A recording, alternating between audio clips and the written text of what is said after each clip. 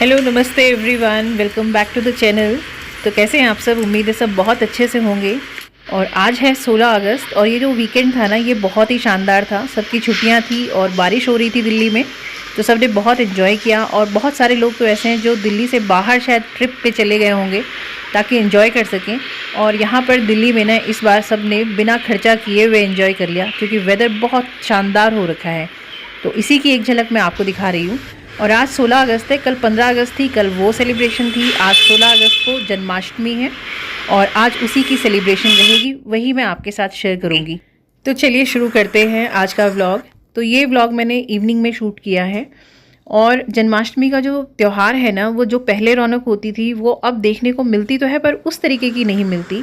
अब बहुत कुछ जो है ना कमर्शियलाइज हो गया है। मतलब झांकियाँ जैसे पहले हुआ करती थी वैसे नहीं रही। मतलब जब हम छोटे थे ना, तो झांकियाँ होती थी तो उसमें कोई कृष्ण बना है, कोई राधा बना है, और वो एक्ट्स चलते रहते थे। और वहाँ से मतलब हम बचपन में हमारा हटने का दिल ही नहीं करता था। इवन जब श्रेया और ऐश्वर्या छोटे थे ना, तो इनको भी हम लेके जाते थे झांकियों में। और कोई ना कोई जैसे मतलब इस तरीके के फेस्टिवल्स होते हैं तो वहाँ पे अधिकतर भगवान के रूप में ही उन्होंने एक्ट कर रहे होते हैं और वो बहुत सुंदर लगता है। तो हमारे आसपास होती तो हैं झांकियाँ। सोचा था कि रात को इनको लेके जाएंगे वहाँ पे दिखाने के लिए। अलग अलग टेम्पल्स पे मतलब लगी रहती हैं, या जैसे आपने देखा होगा समिति होती है ना, तो वो लोग कर लेते हैं इस तरीके से। तो हमारी सोसाइटी में मंदिर है, उसमें जन्माष्टमी में मतलब भगवान जी का बर्थडे जैसे सेलिब्रेट करते हैं, कीर्तन भजन होता है, सब कुछ होता है। लेकिन झांकी वगैरह नहीं होती है यहाँ पे। तो झांकी के लिए बाहर जाना पड़ता है। और मतलब काफ़ी अच्छी जगह है तो होती भी है, बट इस बार बारिश हो गई थी तो लेके नहीं जा पाए। और अब यहाँ पे मैं ना मतलब रात का भोग जो है भगवान जी के लिए वो बना रही हूँ। तो फास्ट तो हम में से कोई भी नहीं रख पाता है। बच्चों के लिए भी मुझे लगता है नहीं रख पाएंगे, राजेश भी नहीं रख पाते हैं, और मेरी भी हेल्थ कंडीशंस ऐसी हैं कि अब मैं भी फास्ट नहीं कर पाती हूँ। तो यहाँ पे आलू में ना मैं थोड़ा सा नमक डाल देती हूँ बॉईल करते हुए। वैसे एकदम छोड़ चुका है घी अपनी जगह, और हलवा बहुत सॉफ्ट है। और किशमिश मैंने तब नहीं डाली है तो अभी डालूँगी, और साथ में ही ये नारियल। तो आलू बॉईल करते वक्त ना थोड़ा सा नमक डाल दीजिए, और 2 विसिल आने के बाद जब तक उसकी स्टीम ना रिलीज़ हो तब तक मत खोलिए। फिर देखिए कितने सुंदर आलू बनते हैं। पूरी और साथ में आलू की सब्जी, तो प्रसाद तैयार हो जाएगा। तो अब यहाँ पे ना मैं घर में ही पंचफोरन तैयार कर रही हूँ। वही जीरा, मेथी, अजवाइन, और यहाँ पे जो है सरसों का दाना, कलौंजी, तो ये सब चीज़ें डाल के मैं कर लेती हूँ तैयार। मार्केट में भी मिलता है, पर इससे थोड़ा डाइजेशन अच्छा हो जाएगा, क्योंकि आलू की सब्ज़ी बन रही है। तो अधिकतर तो मैं आलू वगैरह जो है ना अकेले नहीं बनाती हूँ, बीन्स वगैरह के साथ ही डालती हूँ। इसके अलावा आलू सेपरेटली तो नहीं बनाती हूँ। तो बस यहाँ पे अब तैयार कर लूँगी और छौंका लगा दूँगी। इसके साथ में थोड़ा सा तरी वाली इसके साथ सब्ज़ी बनाऊँगी, क्योंकि पूरी बनानी है मैंने। तो प्रसाद में बिना प्याज लहसुन के यही खाना जो है सिंपल भी लगता है मुझे बनाना, और बच्चे भी पसंद करते हैं। तो बस इस तरीके से बहुत सिंपल से तरीके से मैं करती हूँ। बाहर से थोड़ा बहुत मिठाई वगैरह जो है वो लेके आ जाती हूँ। और नॉर्मली तो हम पहले बच्चों को ना बाहर लेके जाया करते थे। तो अब आजकल के बच्चों को ना अगर आप देखोगे तो उन्होंने राधा कृष्णा जो देखा है ना, मतलब नाटक वगैरह, उसी की मतलब उनके मन में छवि है कि कृष्ण ऐसे थे। पर हम लोग जब थे ना तो हमने दोहे पढ़े हैं, और मतलब उनके बारे में जो हमने मतलब कहानियाँ होती थी या उस तरीके की चीज़ें थी, उससे उनकी कुछ अलग ही छवि बनती थी हमारे मन में। बट आज के बच्चों के सिलेबस में भी वो चीज़ें नहीं हैं, आश्चर्य की बात है। तो बस अगर मतलब मेरा तो मन करता है कि बच्चों को सिखाया जाए ये सब, पर इतना सारा सिलेबस होता है कि उसको अलग से समझाने का ना मतलब टाइम भी नहीं है। और एक्स्ट्रा करिकुलर अगर कुछ कराना भी है तो कुछ दूसरी चीज़ें होती हैं जो लाइफ में काम आने वाली हो। तो चलिए छोड़िए, मैं भी कहाँ आपको क्या सुनाने लगी। तो अब देखिएगा यहाँ पे मैंने अपने भगवान जी की पूजा की तैयारी शुरू कर दी है। तो ये उनका श्रृंगार है, और बहुत मिनिमम रखती हूँ मैं यहाँ पर।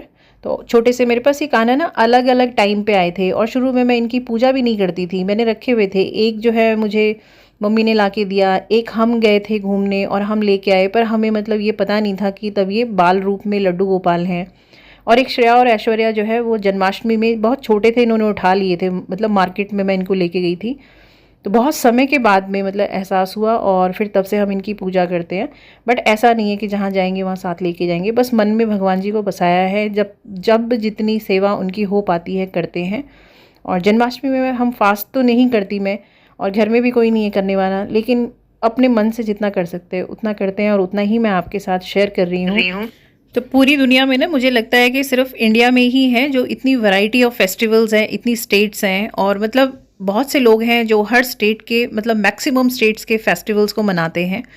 और फेस्टिवल्स की एक सबसे अच्छी खास बात ये भी है ना, देखिए हमारी मोनोटोनस लाइफ जो है ना, चाहे वो स्कूल जाने वाले बच्चों की है सुबह से शाम तक की, या ऑफिस जाने वालों की है, या घर में मेरी जैसी गृहिणियों की है, थोड़ा सा लाइफ जो है चेंज हो जाती है।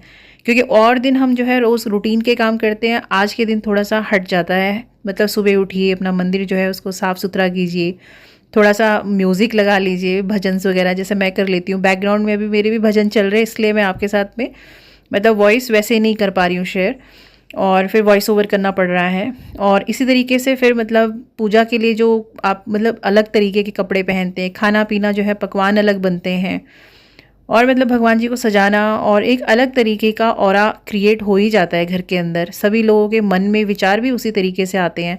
आप देखिए ना, जो लोग मतलब नॉनवेज खाते हैं वो भी आज के दिन नॉनवेज नहीं खाएंगे, या मतलब ड्रिंक नहीं करेंगे। तो मतलब कुछ तो ये चीज़ें हैं जो आपके मन में इस तरीके की भावनाएं पैदा करती हैं। तो बस यही है कि मुझे लगता है हमको मतलब अपने घरों में ना अपने बच्चों को भी छोटे से ही ये संस्कार देने तो चाहिए।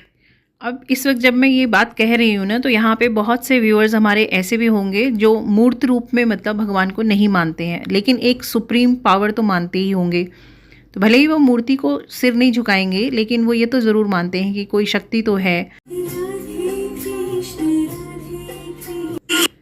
तो बस वही शक्ति है जिसके आगे हम भी सिर झुकाते हैं और ये कहते हैं कि प्रभु हम पर अपनी कृपा बनाए रखना।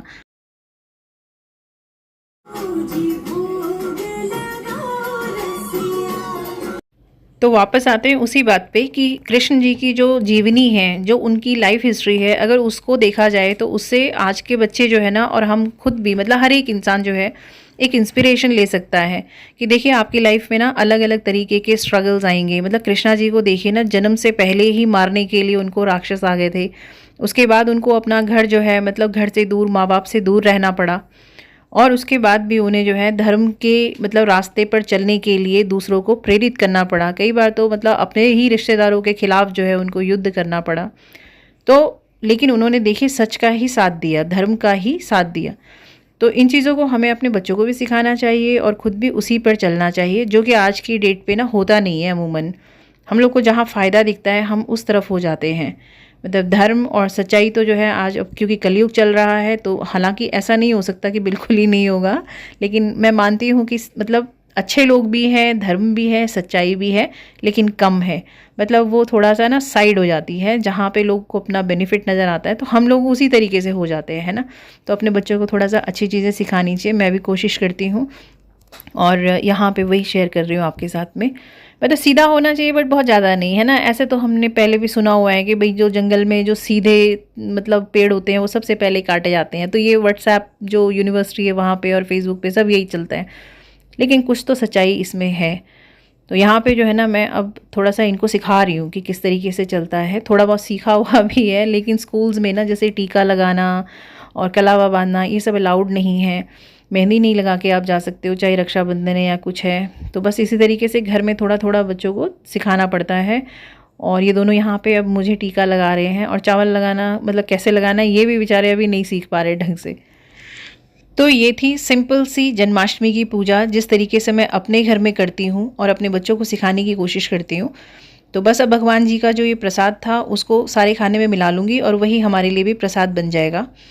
तो उम्मीद है आपको ये व्लॉग पसंद आया होगा। अगर आपको पसंद आया है तो इसको लाइक और शेयर कीजिएगा। अगर चैनल पर पहली बार आए हैं या फिर आपने वीडियोस तो देखे हैं लेकिन सब्सक्राइब नहीं किया है तो प्लीज़ सब्सक्राइब कर लीजिएगा। और अब मैं बनाने वाली हूँ पूरियाँ और अब सबको खिलाऊंगी। आपकी जन्माष्टमी कैसी रही कमेंट सेक्शन में ज़रूर शेयर कीजिएगा। एंड उम्मीद करती हूँ कि आज का व्लॉग आपको पसंद आया होगा। तो thank you so much everyone for watching the vlogs. मिलती हूँ नए व्लॉग में, तब तक take very good care of yourself.